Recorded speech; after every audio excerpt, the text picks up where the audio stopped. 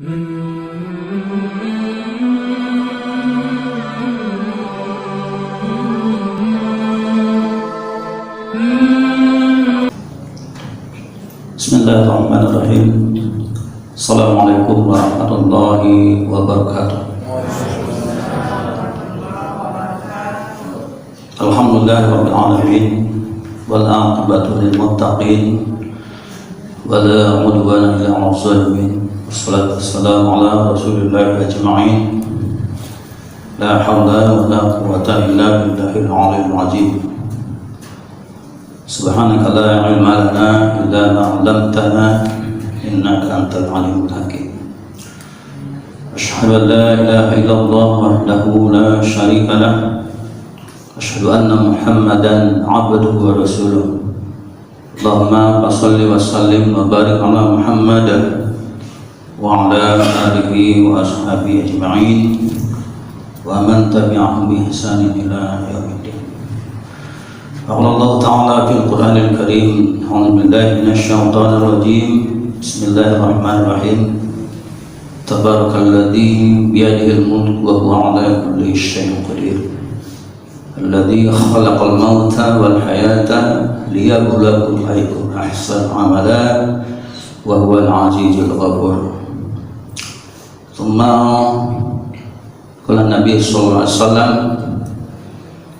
man syahidal janazah hatta yusalli 'alaiha falahu qirat, wa man syahida hatta tudfana kana lahu qirata.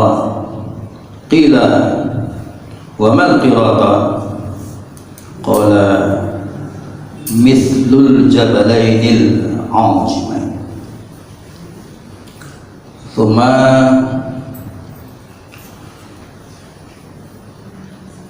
man kharaja fi talabil ilmi wa huwa fi sabilillah ta'ala.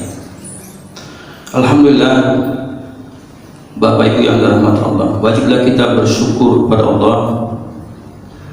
Pada pagi subuh ini kita sudah melaksanakan satu kewajiban kita. Tentu kita berdoa kepada Allah, Allahumma inna nas'aluka 'ilman nafi'a wa rizqan thayyiban wa 'amalan mutaqabbala.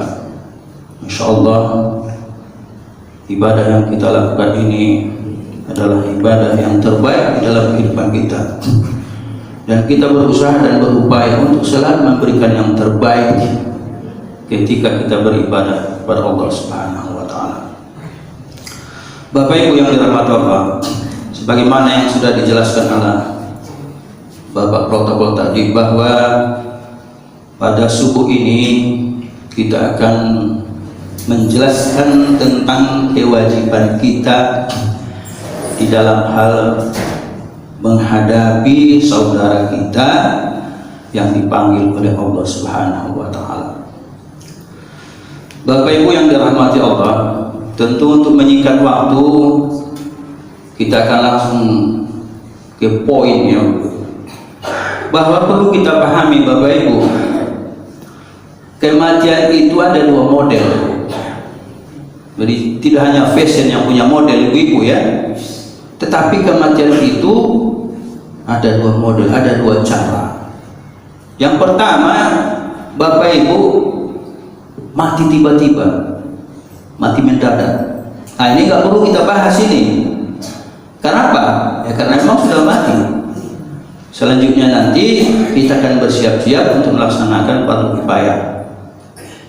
Yang akan kita bahas di sini, Bapak Ibu yang dirahmati Allah, mati melalui proses. Nah, ini yang mau kita bahas di sini.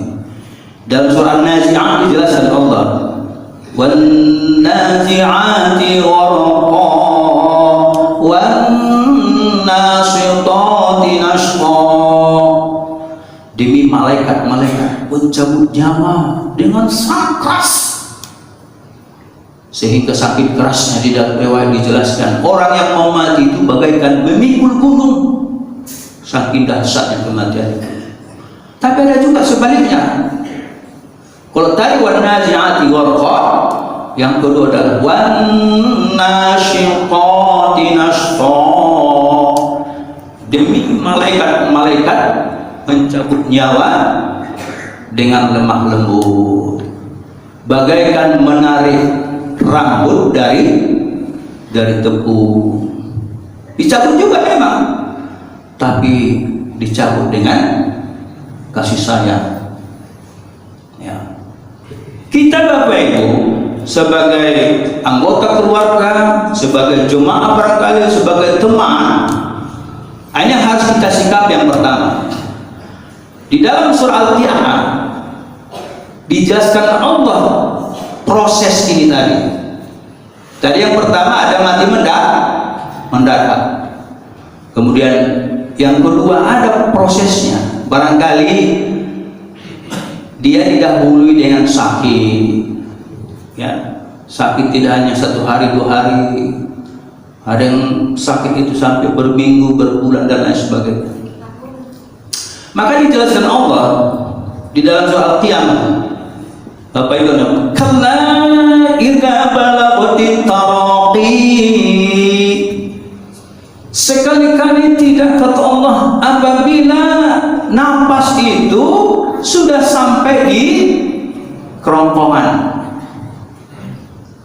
Ya, kalau dari bahasa ini Bapak Ibu yang dirahmati Allah, berarti ini dari segi bahasa ya, nanti kita akan jelaskan masalah dalil yang lain. Berarti napas kita itu ditarik Allah mulai dari ujung kaki. Maka kata Allah, kalla idza balaghatit taraqi. Ini sekaligus peringatan kepada kita supaya kita ya semakin taat kepada Allah Subhanahu wa taala. Sekali-kali tidak, kata Allah, apabila nafas itu sudah sampai di kerongkongan.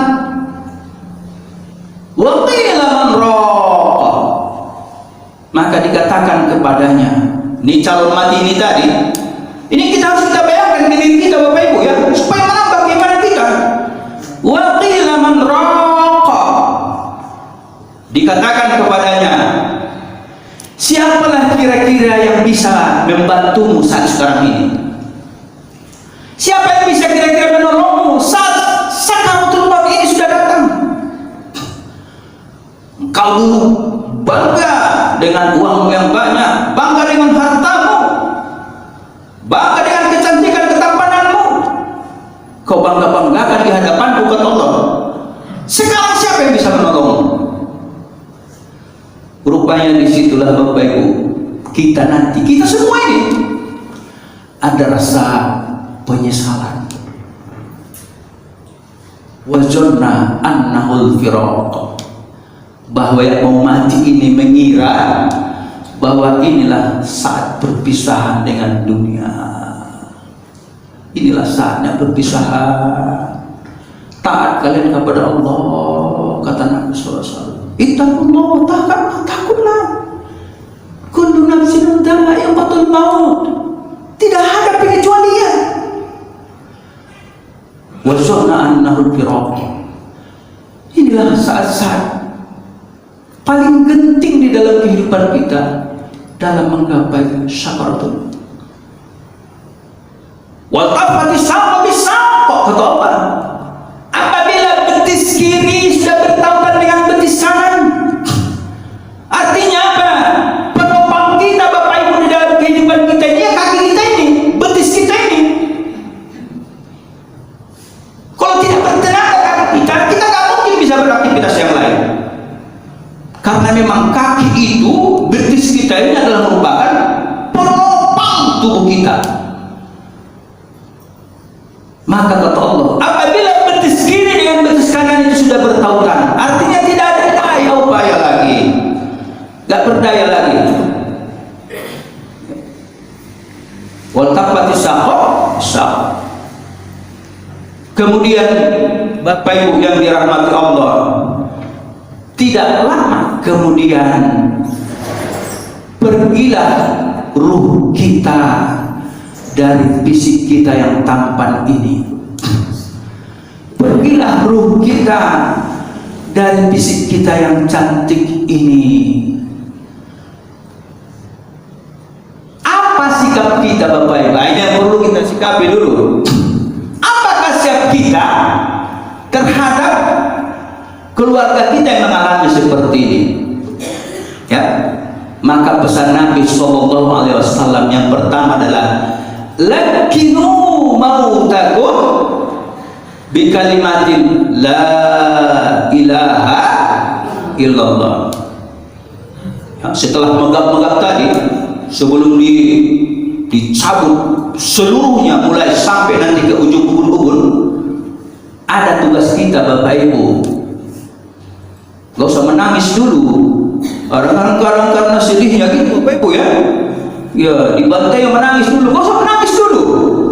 Kenapa? Karena dia dalam posisi genting menghadapi ujian yang paling berat, menghadapi sakaratul maut itu. Kita disunahkan Nabi Sallallahu Alaihi Wasallam dengan mengucapkan la ilaha illallah di telinga sebelah kanan. Ya Bu ya. Ya. Lagi mau takut la ilaha illallah. Kita Bapak Ibu tidak perlu gitu ya, harus bergerak mulut si calon mati ini tadi. Bagi kita nggak perlu itu, karena kita sebagai anggota keluarga, sebagai teman barangkali, sebagai sahabat, yang kita ambil di situ adalah ibadahnya. Itulah hebatnya Islam ini. Orang mau mati pun kita masih beribadah di situ dengan menuntunnya dengan kalimat la ilaha illallah. Ini nanti perlu kita praktekkan Bapak Ibu ini. Setiap kita nanti pasti mengalami seperti ini.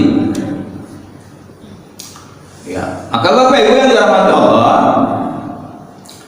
yang ada tuntunannya aja kita kerjakan. Kalau tidak ada nggak usah. Kenapa? Karena seseorang itu menghadapi yang sangat dahsyat sekali. Supaya fokus, ya, maka bantu dia dengan mentalkinkan itu tadi. La ilaha illallah. Kemudian Bapak Ibu rupanya tak berselang beberapa saat, maka habislah nafas itu. Ya Bapak Ibu. Kemudian apa yang kita lakukan? Nah, ini Bapak Ibu, karena seolah-olah kadang-kadang pelaksanaan perbayaan ini hanya tertuju kepada seseorang saja. Bapak Ibu ya, itu kan kerjaan najil masjid itu. Ya, kita nengok-nengok aja nggak bisa. Ya, hakun muslim ala muslim khamsul. Hak muslim yang satu dengan muslim yang lain itu ada 5. Salah satunya adalah mengurusi jenazah. Kalau di hadis itu dikatakan menghantarkan jenazah. Gak mungkin kita hantarkan jenazah ke kuburan kalau sebelum dilaksanakan fardu kifayah. Itu kewajiban kita. Maka tentu Bapak Ibu yang dirahmati Allah, disitulah butuhnya kajian kita itu. Disitulah perlunya kita. Maka untuk menyemangati kita Bapak Ibu, sampaikan Allah dalam sebuah hadis, man syahidal janazah, siapa di antara kalian itu yang menyaksikan jenazah hatta yusalli alaiha, sampai dia melaksanakan fardu kifayah, mensolatkan, ya, falahu qirat, maka Allah akan berikan dia ganjaran satu qirat. Ya, jadi Bapak Ibu, kita ini semua harus berperan aktif. Kalau seandainya ada saudara kita yang meninggal, sebisanya berebut kita untuk melaksanakan fardu kifayah. Kita di dunia ini Bapak Ibu, apa yang kita punya? Ya, punya setapak rumah, punya mobil, itu yang kita punya. Tetapi kata Allah, dimotivasi Nabi kita, siapa di antara kalian yang menyaksikan jenazah hatta yusalli alaiha falahu qirat. Siapa di antara kalian yang menyaksikan jenazah kemudian dia melaksanakan fardu kifayahnya, dia menyolatkannya, maka Allah berikan dia ganjaran satu qirat. Apa satu qiraat Bapak Ibu? Dijelaskan Allah, dijelaskan Nabi sallallahu alaihi wasallam. Ya. Wa mal qiraat? Apa satu qiraat? Qala mithlal jabal. Satu qiraat itu seperti satu gunung. Ada enggak kita ini Bapak Ibu yang punya harta satu gunung? Satu gunung? Oh, ada punya kita harta satu gunung, udah hebat itu. Tapi nggak mungkin. Tapi itulah diberikan Nabi SAW motivasi kepada kita supaya kalau ada saudara kita yang meninggal, jangan tuduh-tuduhan. Ada kawan saya dulu Bapak Ibu ketika di Brunei gitu ya. Rupanya mereka dakwah ke Kalimantan. Ya. Saking payahnya orang yang melaksanakan fardu kifayah itu, karena yang bersangkutan bila mayat itu pergi ke luar kota, sampai 3 hari mayat itu tidak dilaksanakan fardu kifayahnya. Siapa yang berdosa? Itu kita berdosa Bapak Ibu. Oleh karenanya apa yang kita lakukan pertama? Tentu Bapak Ibu, ini kita ingatkan ini Bapak Ibu ya. Kalau kita sama-sama berjamaah ini, ya, atau yang di ranting ini, ketika kita mendapat berita dari rumah sakit misalnya, kan ada itu Bapak Ibu ya, udah sakit dibawa ke rumah sakit, kemudian di rumah sakit kita dapat kabar meninggal si anu gitu. Kita Bapak Ibu sebagai satu jamaah itu, yang pertama kita lakukan itu ya datangi rumahnya. Kenapa? Biasanya orang yang mendapat musibah itu Bapak Ibu, dia dalam kondisi bingung gitu ya. Ya, dia dalam kondisi pikirannya kacau, diguncang, terguncang. Memang biasa itu. Namanya juga kena musibah. Orang tua yang dicintai, kakak yang dicintai, adik yang dicintai, anggota keluarga yang lain yang dicintai pergi selamanya, tentu kesedihan itu muncul. Oleh karenanya Bapak Ibu, kita ini jamaah ini, ya, yang pertama ketika kita mendapat kabar kalau saudara kita, jamaah kita meninggal, yang pertama kita lakukan datangi rumahnya dulu. Supaya apa? Mempersiapkan segala sesuatu. Kenapa Bapak Ibu? Mayat itu pun tak boleh salah letak. Karena sunnahnya mayat itu nanti kita hadap kiblat. Persiapkanlah segala sesuatu. Mulai dari tilangnya, kemudian tahulah rumah Bapak Ibu ya. Kalau rumahnya kayak istana masih mendingan. Tapi kalau rumahnya nanti ya rumah RS banyak kali S-nya, ya tentu kita aturlah pula. Coba Bapak Ibu. Kemudian ketika seseorang itu meninggal, ya Bapak Ibu ya, di hadapan kita, apa yang kita lakukan pertama? Tentu yang pertama Bapak Ibu, ketika seseorang itu meninggal, ya, apakah matanya atau juga mulutnya sesuai dengan dalil tadi Bapak Ibu ya, ada matanya itu sampai terbelalak. Begini Bapak Ibu. Begini. Saking dasarnya ketika nyawa itu dicabut dari, kemudian ada mulutnya menganga. Nggak usah pada heran itu Bapak Ibu. Kemudian kita yang di situ harus menjaga rahasia dari korban ini. Jangan pula diceritakan nanti di luar ya. Waduh, ngiri kali ini manusia yang meninggal itu. Matanya terbelalak, macam mau ngamuk katanya. Jangan pula. Karena memang begitulah kondisinya Bapak Ibu. Maka tugas kita Bapak Ibu, tutup matanya. Bismillahirrahmanirrahim. Ya, tutup bersalawat kita. Kemudian kita ya berdoa juga sama Allah supaya jangan sampai andaikan seseorang itu buruk kelakuannya di masa hidupnya, ya kan? Ya, jangan sampai ada fitnah nanti ya ketika dia meninggal. Maka tutuplah matanya. Bismillah, Allahumma sholli ala. Baca-baca ibu-ibu sekalian kita berdoa kepada Allah, ya Allah jauhkan kami dari fitnah ya Allah. Gitu Bapak Ibu ya, tutup matanya sampai matanya terpejam. Kenapa? Karena nanti ketika orang melayat itu jangan sampai nanti menimbulkan fitnah. Kita ini Bapak Ibu makhluk yang aneh. Yang baik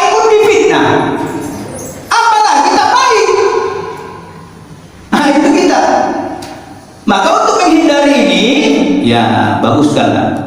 Kemudian kalau mulutnya menganga Bapak Ibu, gitu ya, tutup dia, baca. Ya Allah, jauhkan kami dari fitnah ya Allah, tutup. Kalau seandainya, karena itu Bapak Ibu ya, bentuk mulutnya itu memang bangsa keluar gitu ya Bapak Ibu, maka ikat dia dengan selendang, karena ada itu ya, supaya agak tertutup sedikit. Ini mohon maaf Bapak Ibu, kadang ada itu ya, gigi agak melonjol keluar gitu ya, sehingga supaya tidak pula nanti ketika orang, kan ada Bu, kita disunahkan Bapak Ibu, ketika kita melayat tukang, upayakan buka mukanya sebelum kita, kalau memungkinkan ya, kalau memungkinkan, kalau tak memungkinkan jangan pula. Kemarin Bapak Ibu ada suami kawan saya meninggal, ramai kali orang Bapak Ibu, nggak memungkinkan kita untuk membuka muka ya, dari jauh aja. Tapi kalau kita memungkinkan Bapak Ibu bukalah. Kenapa? Karena pada saat itu Allah mengirimkan guru kepada kita. Mayat itu guru kita, diajarkannya kepada kita, wahai Asrul, kau lihat tak aku dulu gagah, kau lihat aku dulu kuat, kau lihat dulu aku beraktivitas mulai subuh sampai malam, tapi lihatlah aku sekarang wahai Asrul, aku tidak berdaya. Diajarinya kita untuk meluluhkan hati kita, supaya andaikan kita terlalu sibuk menggenggam dunia ini, ingat kita kepada Allah Subhanahu wa Ta'ala. Ya Bu ya, maka tutup mulutnya. Kemudian Bapak Ibu ya, sudah semua sedekapkan tangannya seperti sedekap orang sholat. Kemudian Bapak Ibu hadapkan mayat itu hadap kiblat. Bagaimana caranya Pak Ustaz? Caranya ya, ini kan kiblat kita ke sana gitu ya, maka kakinya yang ke depan, kepalanya itu hadap ke sana. Andaikan Bapak Ibu kita dirikan mayat itu persis lagi hadap kiblat mau sholat. Nah itulah yang kita lakukan ya. Kemudian kita tutup dia dengan kain. Kita udah budaya Bapak Ibu, putih tandanya suci ya Bu ya. Maka kalau ada pula kain putih semuanya, tutup aja dengan kain putih. Tapi kalau nggak ada pun ibu boleh itu kain warna yang lain boleh, jangan pula nanti jadi patokan juga ya. Kalau tidak ada kain panjang dia warna putih semuanya, maka Bapak Ibu setidak-tidaknya dari dadanya ke kepalanya tutup-tutuplah dia kain putih Bapak Ibu. Kemudian Bapak Ibu setelah selesai itu, maka kabarkanlah kepada halayak, kabarkanlah kepada teman kantornya misalnya kalau dia masih aktif, kabarkan ke organisasi, kabarkan kepada keluarga-keluarga yang jauh. Memang Bapak Ibu kita disunahkan untuk mensegerakan, tetapi bukan berarti meninggal dia jam 10 lalu dikebumikan jam 11, bukan ibu ya. Tapi kasih kesempatan dulu. Jadi disegerakan itu maksudnya di situ ya, kasihlah interval sedikit gitu ya, kabarkan semua.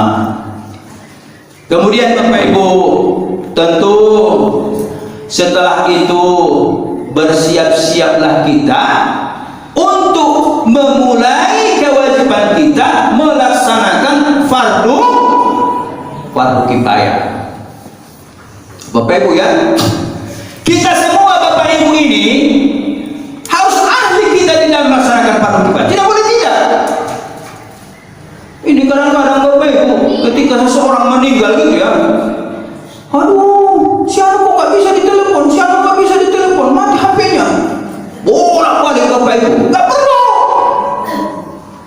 mengerjakan fardu kifayah itu, kan ada anaknya. Kita nggak pula sebagai tenaga ahli. Saya sering sampaikan Bapak Ibu, nggak perlu kita sibuk-sibuk menelepon si anu. Anaknya berapa? ya ikut dia memandikan. Bapak nanti yang menuntun kalian. Begitu dia. Sehingga disitulah kadang-kadang dakwah kita itu masuk, Bapak Ibu. Kadang-kadang anak-anak kita ini kan, Bapak Ibu, sebelum datang musibah itu bandal yang tampil. Ya, kadang-kadang disuruh sholat pun kali alasannya. Di situlah kita masukkan dakwah itu. Sekalian kita melaksanakan fardu kifayah itu, Bapak Ibu, jangan kita diam. Di situlah kita masukkan dakwah itu. Wahai anak-anakku semuanya, inilah ayah kalian ini. Betapa sayangnya dia sama kalian dulu. Waktu kalian kecil, dimandikannya, dibelinya baju baru, semua diberikannya kepada kalian. Maka sekaranglah tunjukkanlah rasa kasih sayang kalian itu terhadap orang tua. Di kita dakwah, Bapak Ibu. Kenapa? Balighu anni walau ayat itu harus tahu kita, harus cerdas kita kapan dan di mana kita memasukkan dakwah itu tadi. Jangan pula diam aja, Bapak Ibu, ya, senyap dia. Kemudian menangis pula di situ. Ada guna menangis di situ. Tetapi kita dakwahi, ya Bapak Ibu, ya. Maka tentu ini harus catatan buat kita, Bapak Ibu. Semua kita yang hadir ini harus bisa melaksanakan seluruh rangkaian fardu kifayah itu tadi. Bisanya kita, Bapak Ibu, itu? Bisanya itu? Bisa. Bila perlu nanti, Bapak Ibu, untuk memperdalam ini, boleh kita buat pelatihan. Boleh, Bapak Ibu. Ada kalanya secara teori kita menguasai, tetapi kadang-kadang ketika nanti kalau praktek, ya itu mempunyai kesulitan kita. Boleh nanti kita praktekkan, Bapak Ibu. Saya, Bapak Ibu, kurang lebih lah ya 10 tahun saya mengurus janda ini. Kenapa? Tahun 2000 sampai 2010 saya pimpinan ranting.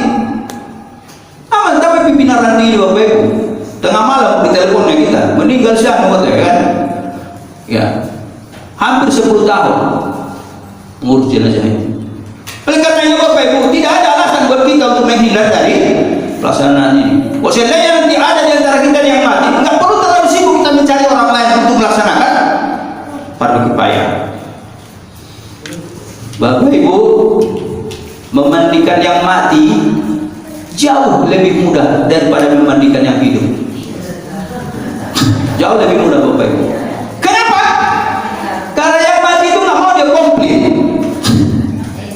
Ada dia komplain di situ, Bapak Ibu. Dia nerimo dia kata orang Jawa. Mau kita balikkan, mau kita korek-korek, mau kita apa, dia diam aja. Maka Bapak Ibu yang dirahmati Allah, kadang-kadang alasan kita, aduh, aku nggak sanggup. Apa yang nggak sanggup? Memandikan yang hidup pun sanggupnya dia. Apa payahnya? Inilah Bapak Ibu yang perlu kita mengaji. Andaikan Bapak Ibu materi ini diberikan semua tidak meresap, tetapi setidak-tidaknya Bapak Ibu sudah paham. Oh, ini rupa yang dirasakan Bilal Main ini selama ini. Saya, Bapak Ibu, dulu ketika di awal-awal saya melaksanakan fardu kifayah itu, habis melaksanakan itu kadang-kadang mau muntah saya. Tahulah namanya mayat, Bapak Ibu, yang ada kotorannya lah, yang baunya luar biasa lah. Apalagi nanti, Bapak Ibu, yang mayat ini bekas-bekas sakit diabetes, kadang-kadang kulitnya melepuh. Pernah, Bapak Ibu, ketika saya memandikan jenazah, dia akan gosok, kulitnya itu ikut hanyut. Maka kita harus bijaksana melihat itu. Tetapi Bapak Ibu, lama-kelamaan karena terbiasa gitu ya, kita pun nikmati. Kalau orang kadang-kadang masuk ke dalam, apa ini? Kita itu dalam posisi beribadah kepada Allah Subhanahu wa Ta'ala. Ya. Itu dia, Bapak Ibu. Maka berapa perkara yang melaksanakan fardu kifayah? Cuma berapa? Pertama,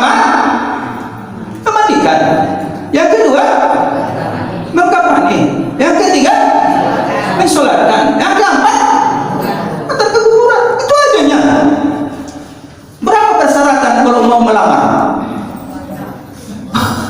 Berarti Bapak Ibu, lebih mudah kita melaksanakan fardu kifayah dari melamar anak orang, dari melamar pekerjaan, dari membuat proposal. Lebih susah, ya. Dan Bapak Ibu, tentang kain kafan ini nggak usah pada pilih-pilih kelas 1, kelas, nggak perlu itu. Ya Bu ya. Kalau bahasa kampung kami, kain putih teteron di situ, teteron. Bahasa kampung itu ya. Artinya apa? Kain yang paling murah aja. Ya Bu ya. Apa kita pilih nanti yang 3 lapis itu misalnya 1.500.000? Itu apa itu? Nggak perlu. Kenapa? Terlalu kita tahan kok. Jangan sampai basi. Maka inilah proses Bapak Ibu. Maka nanti pelaksanaan fardu kifayah itu Bapak Ibu, semua kita harus berperan. Kalau ada saudara kita yang meninggal, kan udah ditetapkan itu kadang-kadang ya ketua ya, siapa yang belanja. Kita Bapak Ibu, kalau kita belanja langsung kain kafan itu murah itu. Tapi kalau kita beli pula yang sudah di-pack itu, kemarin terakhir itu kalau tidak salah Bapak Ibu 750.000 ya. Ya, kita nggak membantah itu Bapak Ibu, berterima kasih kita itu ada gitu ya. Tetapi kalau kita misalnya diranting atau dicabang dan lain sebagainya, untuk menghemat biaya itu, bisa kita dapat Bapak Ibu sampai 350.000. Karena kain itu sesuai dengan kebutuhan kita. Bisa Bapak Ibu, dan praktekkanlah. Tapi kalau banyak pula uang kita, tidak susah-susah, ya kita pilih yang pakai itu ya. Pakai itu pula sudah di situ semua, tidak perlu kita menggunting lagi. Tapi pengalaman yang saya lihat Bapak Ibu, kainnya itu kadang-kadang terlalu boros. Ada kadang-kadang sampai hampir setengah meter dia lebih ke kepala, kemudian lebih di kaki. Karena mereka pula buatlah lebar ya, karena tidak diukur lagi. Kalau kita kan kita ukur Bapak Ibu, kita ukur dia.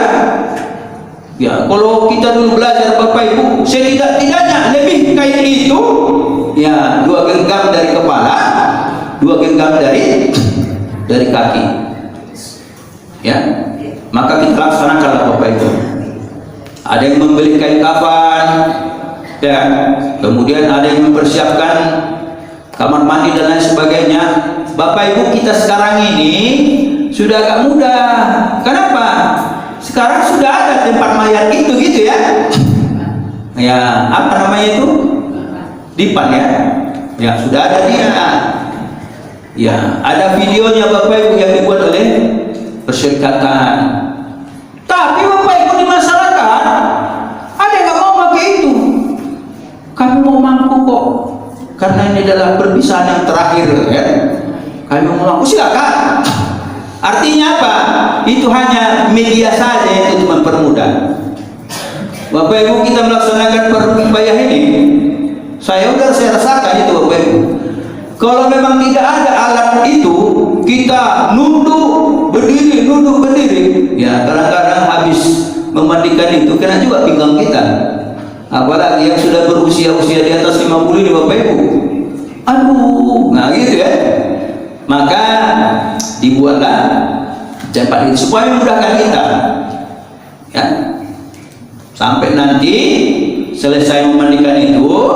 Tentu Bapak Ibu, bagaimana cara memandikan itu tidak bisa dibuat secara teori, kita harus praktekkan misalnya gitu ya Bapak Ibu ya. Ya, begitu juga dengan mengkafaninya. Mengkafani itu sebenarnya gampang aja. Kenapa dia harus digulung? Karena ada kekhawatiran kita Bapak Ibu, kalau tak digulung, tak ketat dia, andaikan nanti keranda itu bermasalah, lepas pula nanti Bapak Ibu kain kafannya. Maukah kita gulunglah dia, kita cantikkan dia Bapak Ibu, kemudian kita ikat. Kalau yakin kita tidak ada masalah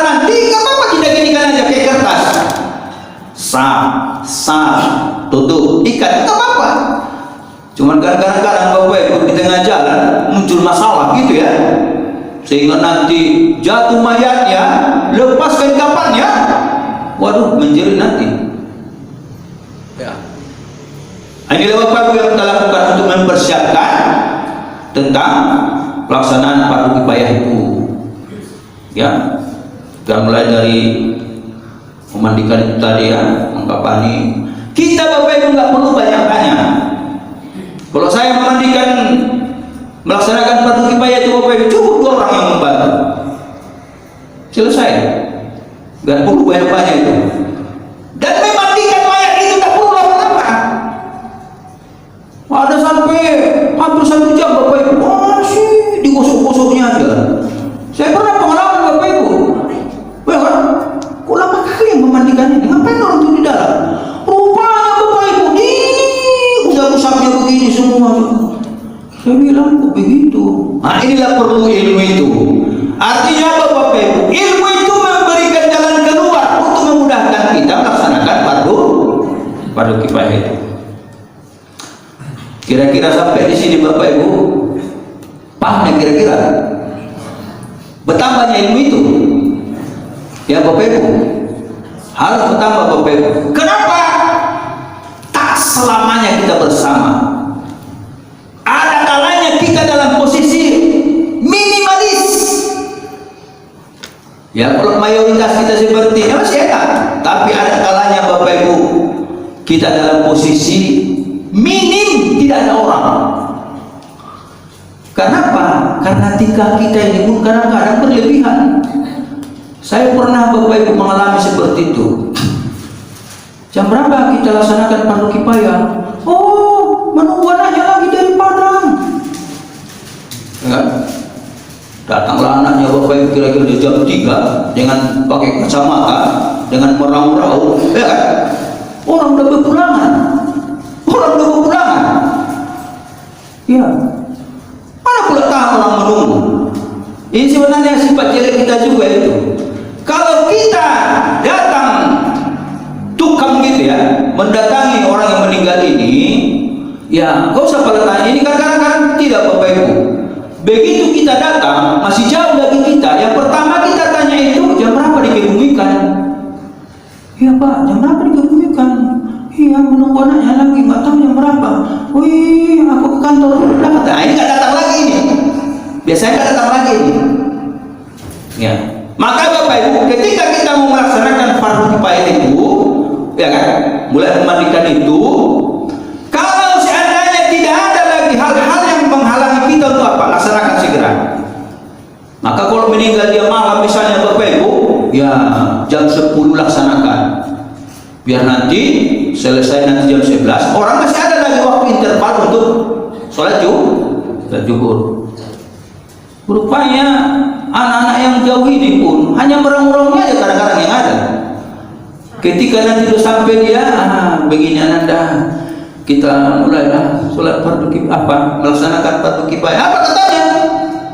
Aduh Pak, aku terlalu sedih, nggak sanggup aku melaksanakan. Wah, udah capek kita menunggu dia ya kan? Udah sibuk semua bolak-balik menelepon. Rupanya Bapak Ibu untuk memandikan saja pun ada alasannya. Halo, aku terlalu sedih, nggak sanggup aku. Rupanya bukan tak sanggup dia, tak mau dia.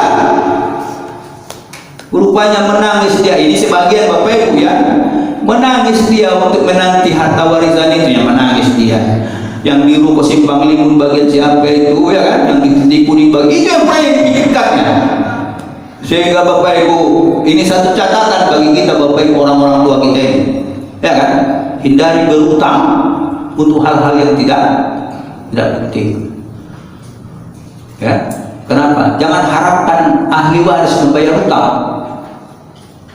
Ya, ada kalanya ahli waris ini picik cara berpikirnya.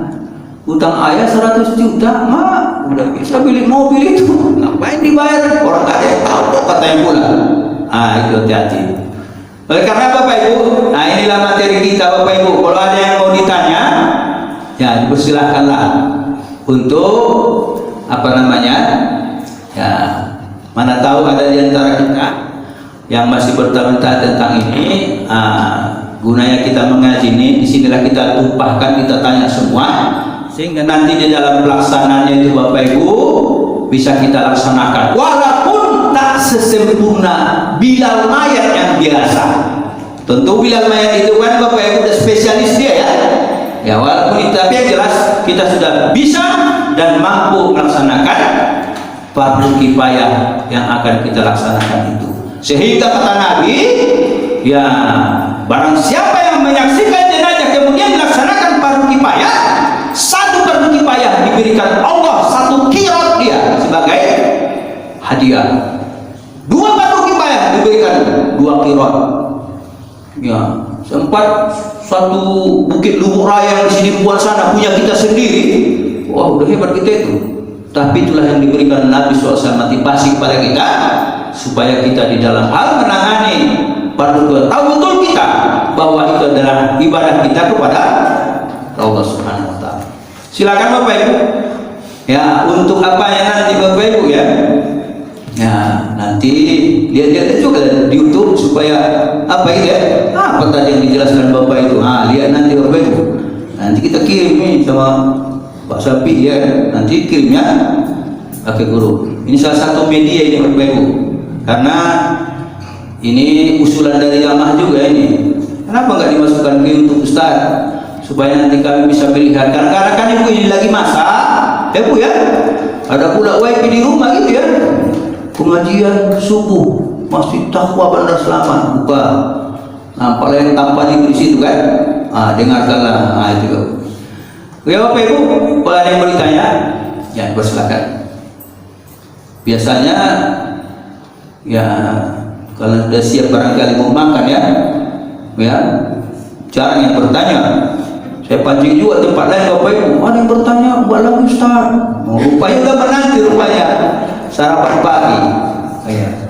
Kalau nggak ada yang bertanya, demikianlah yang bisa saya sampaikan. Mudah-mudahan bermanfaat. Fastabiqul khairat wa basyiril mu'minin. Assalamualaikum warahmatullahi wabarakatuh.